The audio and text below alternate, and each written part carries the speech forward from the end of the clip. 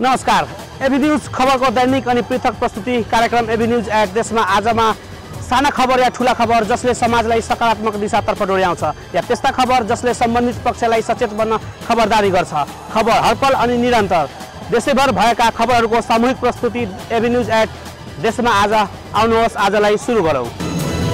भोजपुर सदरमुकाममा विपन्नलाई लक्षित गरी ब्युटिसियन र ड्राइभिङ तालिम सुरु भएको छ। स्थानीय पूर्वाधार विभाग राष्ट्रिय ग्रामीण यातायात सुदृढीकरण कार्यक्रम अन्तर्गत जोखिमपूर्ण समुदाय विकास योजना तथा लैङ्गिक कार्य योजना तालिम अन्तर्गत 15 दिने ब्युटिसियन र 1 महिने ड्राइभिङ तालिम सुरु भएको हो। प्रभावित क्षेत्रका विपन्न र पिछडिएको समुदायका ब्युटिसियन तर्फ 9 जना र ड्राइभिङ तर्फ 10 जना तालिममा सहभागी छन्।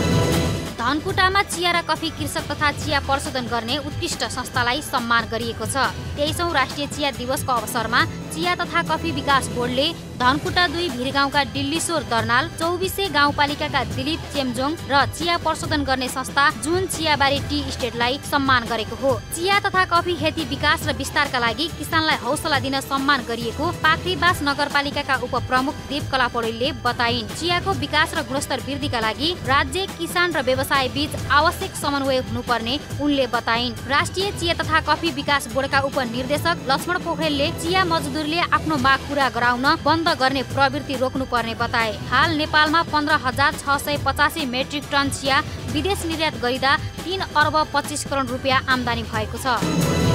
सामाजिक सांस्कृतिक रूपान्तरण गर्न मातृभाषालाई व्यावहारिक रूपमा प्रयोग गर्नुपर्ने इलाममा आयोजित कार्यक्रममा वक्ताहरूले बताएका छन्। भाषा आयोगले आयोजना गरेको सरकारी कामकाजको भाषा निर्धारणको आधार विषयको प्रादेशिक भाषा संगोष्ठी कार्यक्रममा उनीहरूले भाषालाई व्यावहारिक रूपमा प्रयोग गर्नुपर्नेमा जोड दिए। समुदायको जीवन्तताको लागि भाषा अनिवार्य शर्त भएकाले मातृभाषाको व्यावहारिक प्रयोग परिवारबाटै सुरुवात गर्नुपर्ने प्रदेश नम्बर 1 का प्रदेश प्रमुख गोविन्द तुम्बा हाङले बताए। समाजलाई समृद्ध बनाउन भाषाले सहयोग गर्ने भएकाले यसको विकासमा सरकारले ध्यान दिनुपर्ने जिल्ला समन्वय समिति प्रमुख गणेश बरालले बताए। उनले सरकारी कामकाजको भाषाका लागि भाषागत भौगोलिक क्षेत्र र प्रयोगलाई हेरेर सिफारिस गर्नुपर्नेमा जोड दिए। इलाम नगरपालिकाका उपप्रमुख सुशीला नेमुवाङले भाषाले समुदायको समग्र विकासमा सहयोग गर्ने बताए। इटहरी उपमहानगरपालिकाको संयोजनमा दोस्रो मेयर कप तेक्वान्दो प्रतियोगिता सुरु भएको छ। प्रदेश नम्बर 1 का स्थानीय तहका 18 टिमको सहभागिता रहने उक्त प्रतियोगिता इटहरी रङ्गशालामा सुरु भएको हो। 3 दिनसम्म चल्ने सो प्रतियोगिताको प्रदेश नम्बर 1 का कानुन मस्यौदा समिति संयोजक रेवती रमण भण्डारीले उद्घाटन गरेका थिए। प्रतियोगिता अन्तर्गत पुरुष 30 किलोदेखि 58 किलो तौल समूहमा 9 स्वर्ण तथा महिला 37 किलो तौल समूहदेखि 49 किलो तौल समूहमा 5 स्वर्ण पदकका लागि प्रतिस्पर्धा हुनेछ। महिला र पुरुषतर्फ 1-1 स्वर्ण पदकका लागि प्रतिस्पर्धा हुने इटहरी तेक्वान्दोका प्रमुख फणेन्द्र खड्काले जानकारी दिए। 16 स्वर्ण, 16 रजत र 32 काँस्य पदकका लागि 278 खेलाडीले प्रतिस्पर्धा गर्ने बताए। अर्घाखाँची सदरमुकाम सन्धिखर्क नगरपालिका 2 चुत्राबेसीमा आजदेखि कृषि तथा पशुहाट बजार सञ्चालनमा आएको छ। कृषकले उत्पादन गरेका तरकारी तथा मासुजन्य पदार्थ उपभोक्ताले सोझै खरिद गर्न सकुन् भन्ने उद्देश्यका साथ हाट बजार सञ्चालनमा ल्याइएको हो। कृषकहरूले उत्पादन गरेका वस्तुमा बिचौलियाले फाइदा लिन नसकुन् भनेर हाट बजार सञ्चालनमा ल्याइएको सन्धिखर्क नगरपालिका 2 का वडा अध्यक्ष मोतीजङ रायमाझीले बताए। हाट बजारको सन्धिखर्क नगरपालिकाका नगर प्रमुख कमल प्रसाद विशालले उद्घाटन गरे। पीस ल्याम्प इन्टरनेशनल प्राइभेट लिमिटेडले मोरङको पत्थरी शनिश्चर 1 स्थित मगर गुम्बालाई 1 थान टिनको दराज र 3 थान पंखा सहयोग गरेको छ। पीस ल्याम्पले ख्याति प्राप्त कलाकार सहित देशका विभिन्न ठाउँमा सांगीतिक कार्यक्रम समेत गर्दै आएको छ। उक्त कार्यक्रमबाट उठेको पैसाले विभिन्न सकारात्मक काम गर्दै आएको छ। यही वैशाख 6 गते पत्थरीमा सांगीतिक कार्यक्रम मार्फत सङ्कलन भएको रकमबाट मगर गुम्बालाई सहयोग गरेको पीस ल्याम्पका निर्देशक अनुप योन्जनले बताए। झापाको मेचीनगरमा जारी मेची नेत्रालय मेचीनगर गोल्ड कपको 4थो संस्करणको उपाधिका लागि नेपाल पुलिस क्लब र त्रिभुवन आर्मी क्लबले प्रतिस्पर्धा गर्ने भएका छन्। काकरभिट्टा माध्यमिक विद्यालयको खेल मैदानमा भएको सेमी फाइनल खेलमा आर्मी क्लबले 3 स्टारलाई 3-2 गोलले हराएको हो। आर्मी क्लबका लागि खेलको 28औं मिनेटमा नवयुग श्रेष्ठले गोल गरेका थिए। उनले सुमन अर्यालको पासमा हेड मार्फत गोल गरेका थिए भने केही समयको अन्तरालमा नवयुगले अर्को गोल थपे। 3 स्टारका विदेशी खेलाडी एलन मैक्सवेलले खेलको 45औं मिनेटमा गोल गरेर खेललाई 2-1 को स्थितिमा पुर्याए। खेलको 54औं मिनेटमा 3 स्टारका एलोन पुनले गोल गरी खेललाई बराबरीमा पुर्याए। 63औं मिनेटमा आर्मीका दीपक कुमार लामाले फेरि अर्को 1 गोल थपे। खेलका man of the match आर्मीका Navyug भए भने उनले रु 11,000 पुरस्कार पाए। पुलिस क्लब यसअघि सीएमसी सङ्कटालाई ट्राइबेकरमा 4-3 गोलले हराउँदै फाइनलमा प्रवेश गरिसकेको छ। मोरङको बेलबारी 10 मा 51 वर्षीय कुमार खड्काको शव फेला परेको छ। खड्का यही वैशाख 2 गतेदेखि सम्पर्कविहीन थिए। खड्का सिंहदेवी सामुदायिक वनमा मृत फेला परेका हुन्। शव सडेको अवस्थामा फेला परेको हो। घाँस दाउरा गर्न जाने स्थानीयवासीले देखेपछि प्रहरीलाई खबर गरेका थिए। खड्काका छोरा विवेकले शवको पहिचान गरेका थिए। मृतक खड्काको साथमा विषादी र केही रकम फेला परेको मोरङका प्रहरी प्रवक्ता घनश्याम श्रेष्ठले बताए। प्रदेश नम्बर 5 को राजधानी बुटवलमा पछिल्लो समय खानेपानीको समस्या बढ्दै गएको छ। वैशाख सुरु भएसँगै खानेपानीको समस्या बढेको हो। विद्युत पटक पटक अवरुद्ध हुने गरेको छ। तिनाउ नदीमा थमिलो पानी आउँदा समेत खानेपानीको समस्या बढेको हो। अहिले खानेपानी लिन सार्वजनिक धारामा लामो लाइन नै लाग्ने गरेको छ। बुटवल उपमहानगरपालिकाको दीपनगर र सुखानगरमा खानेपानीको बढी समस्या छ। एक दिन बिराएर धारामा पानी आउने गरेको छ। उपभोक्ताले बुटवलका विभिन्न ठाउँमा ई-रिक्सा र मोटरसाइकलमा खानेपानी उसार्ने छन्। नेपाल खानेपानी संस्थानले बुटवलमा दैनिक करिब 3 करोड 40 लाख लिटर पानी आवश्यक भएको जनाएको छ। हाल करिब 2 करोड 50 लाख लिटर पानीको आपूर्ति हुँदै आएको छ। बाँकेको कोहलपुर नगरपालिकामा मानव बेचबिखन विरुद्ध रणनैतिक कार्ययोजना निर्माण कार्यशाला गोष्ठी सम्पन्न भएको छ। कोहलपुर नगरपालिकाको आर्थिक सहयोग प्लान इन्टरनेसनल फिल्ड कार्यालय नेपालगञ्जको प्राविधिक सहयोग तथा साथी संस्था बाँकेको आयोजनामा गोष्ठी सम्पन्न भएको हो।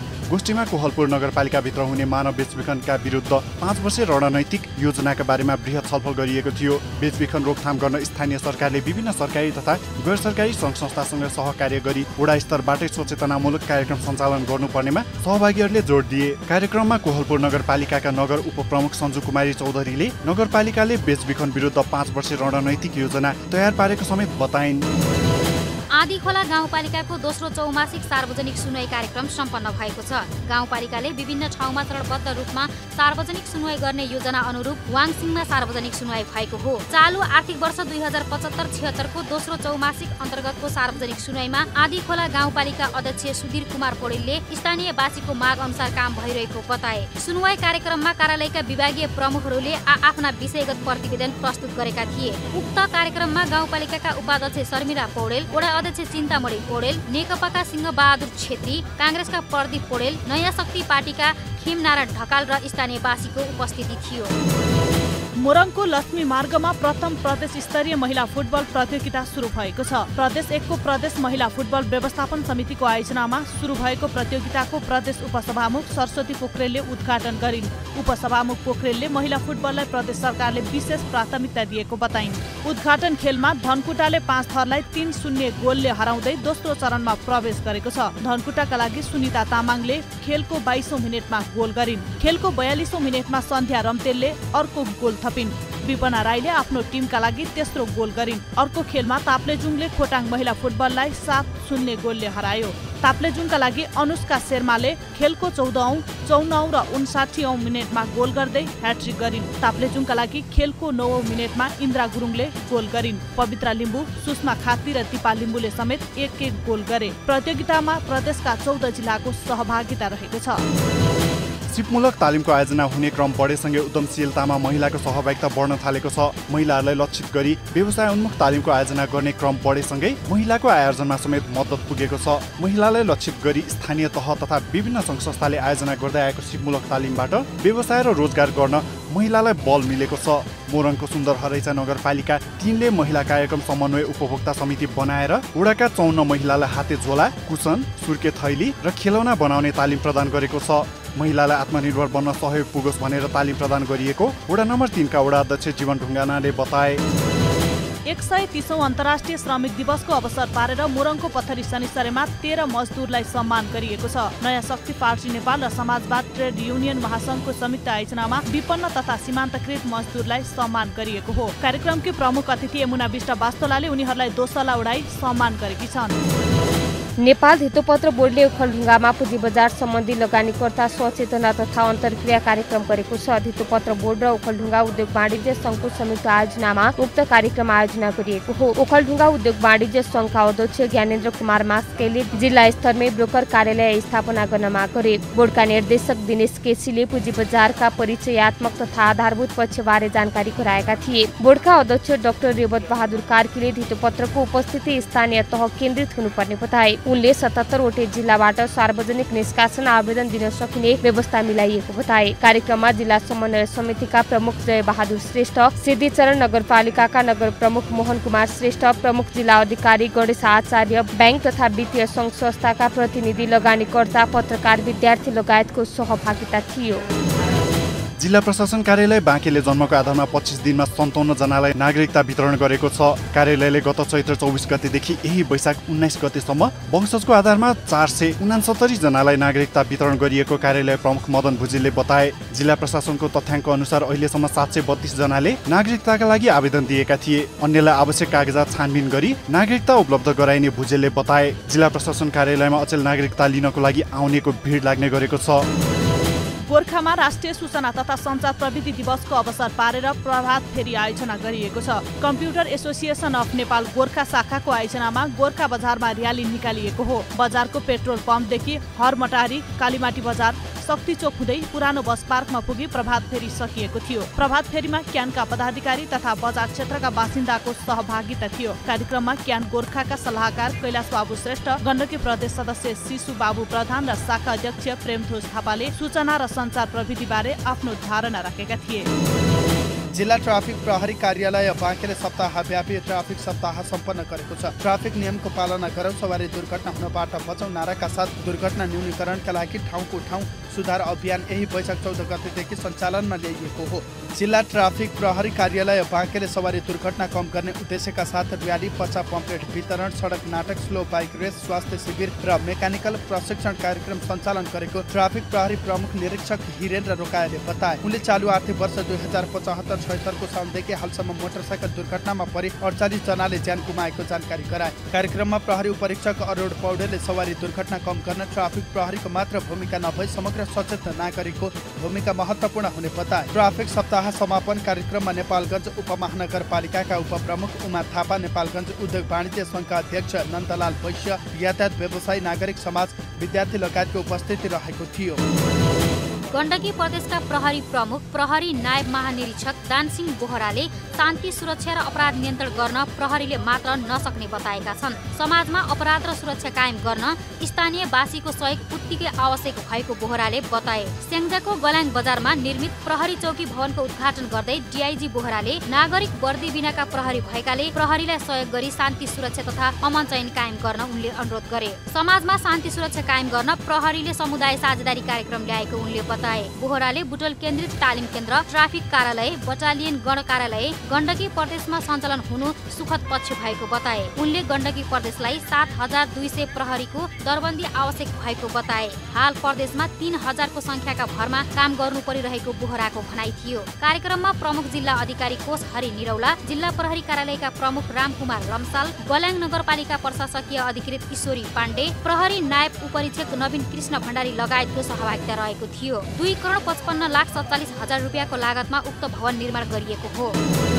मोरङको पथरी शनिश्चरी नगरपालिका 4 ले नगरवासीको सहजताका लागि भित्तेपात्रो निकालेको छ। ओडाका गतिविधि, विधा र नागरिक ओडापत्र सहितको भित्तेपात्रोको पूर्व सांसद लाल बहादुर सुस्ली मगरले विमोचन गरेका थिए। ओडाको काममा ओडावासीलाई सहज होस् भन्ने उद्देश्यले भित्तेपात्रो प्रकाशन गरेको ओडा अध्यक्ष गोविन्द भण्डारीले बताए। नागरिकले ओडाका कार्यक्रमबारे जानकारी पाउन भनेर भित्तेपात्रोमा ओडापत्र र विधा खुलाइएको उनले बताए। भोजपुरको पौवादुङमा गाउँपालिका 2 तिवारी भन्ज्याङमा बेकरी निर्माण सम्बन्धी तालिम सम्पन्न भएको छ। घरेलु तथा साना उद्योग विकास समितिको आयोजना तथा बाल सेवा समाज नेर्पा खोटाङको प्राविधिक सहयोगमा तालिम सञ्चालन गरिएको हो। साताव्यापी तालिममा 15 जना सहभागी थिए। सहभागीले तालिम लगत्तै व्यवसाय गर्ने सोच बनाएका छन्। तालिम समापन कार्यक्रममा वडा नम्बर 2 का वडा अध्यक्ष बम किरात, जिल्ला समन्वय समितिका प्रमुख लक्ष्मण खड्का, प्रमुख जिल्ला अधिकारी नूर हरि खतिवडा, भोजपुर नगरपालिकाका उपप्रमुख ममिता राई, सहायक प्रमुख जिल्ला अधिकारी प्रयास भट्टराई, घरेलु तथा साना उद्योग विकास समितिका प्रमुख चेतनाथ गौतम लगायत उपस्थित थिए। जाँच गर्ने क्रममा मानसिक यातना दिएको भन्दै पर्साको वीरगञ्ज स्थित बीसीसी क्याम्पस परीक्षा केन्द्रका कक्षा 12 का परीक्षार्थीले विरोध गरेका छन्। अनुभूति तथा त्रिजुद्ध कलेजमा अध्ययनरत विद्यार्थीले जाँचको बहानामा तनाव दिएको भन्दै विरोध प्रदर्शन गरेका हुन्। उनीहरूले परीक्षामा खटिएका गार्ड र शिक्षकले पटक पटक जाँचको बहानामा प्यान्ट र सर्ट खोल्न लगाएको विद्यार्थीको आरोप छ। परीक्षा सुरु हुने समयभन्दा 25 मिनेट ढिला प्रश्नपत्र दिने गरेको र 2 घण्टा 30 मिनेटमै उत्तर पुस्तिका खोसेको भन्दै विद्यार्थीले विरोध जनाएका हुन्। सुरक्षित मातृत्व तथा प्रजनन स्वास्थ्यको अधिकार लक्षित वर्गसम्म पुर्याइनु पर्ने इलामा आइपसास नेपालले आयोजना गरेका अन्तर्क्रियाका सहभागीले बताएका छन्। उनीहरूले सुरक्षित मातृत्व तथा प्रजनन स्वास्थ्य अधिकार सम्बन्धी गरिएको अन्तर्क्रियामा प्रजनन अधिकारका विषयमा लक्षित वर्ग जानकार हुनुपर्ने बताए। जिल्ला जनस्वास्थ्य कार्यालयले समन्वय गरेको उक्त कार्यक्रममा जिल्ला जनस्वास्थ्य कार्यालयका निमित्त प्रमुख टङ्क चौधरीले सुरक्षित मातृत्व तथा प्रजनन अधिकारलाई लक्षित वर्गसम्म पुर्याउन स्थानीय सरकारले सहयोग गर्नुपर्ने बताए। अधिवक्ता नवीन कुमार श्रेष्ठले सुरक्षित मातृत्व तथा प्रजनन स्वास्थ्य अधिकार ऐन 2075 मा व्यवस्था भएको प्रजनन अधिकारका विषयमा जानकारी गराएका थिए। आइपास नेपालका केदार भण्डारीले जिल्लाको प्रजनन तथा सुरक्षित मातृत्वको अवस्थाका बारेमा जानकारी गराएका थिए। वीरगञ्ज महानगरपालिका 10 आदर्श नगर चोकदेखि भाजुरत्न चोकसम्म फ्री वाइफाई जडान गरिएको छ।